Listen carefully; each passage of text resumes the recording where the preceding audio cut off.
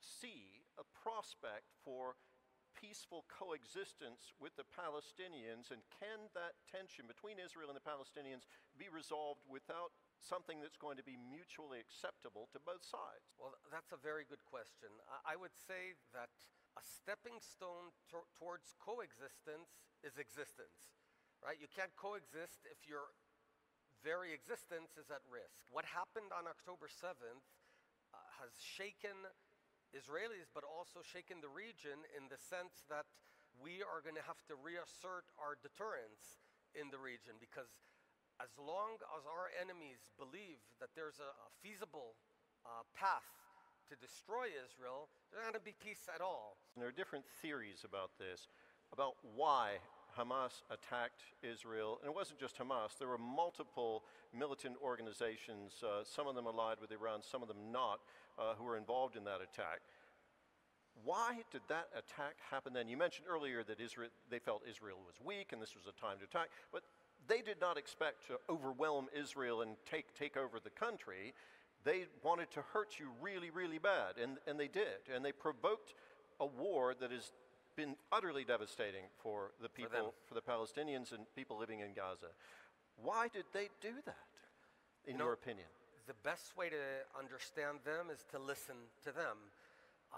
Hamas has a charter, sort of a constitution, like the United States has a constitution.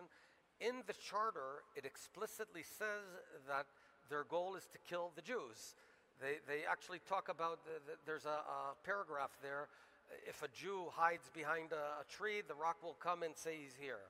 They've watered down this charter a little bit over the years, but not to the point where they've accepted not accepting your right to exist. So yeah. You know, what I've come to learn over the years is to actually listen to your enemies. In most cases, they mean what they say.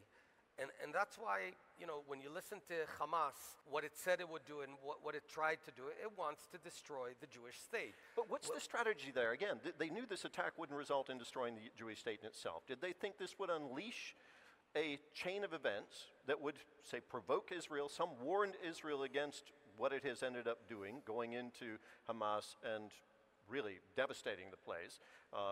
Tens of thousands of people dead.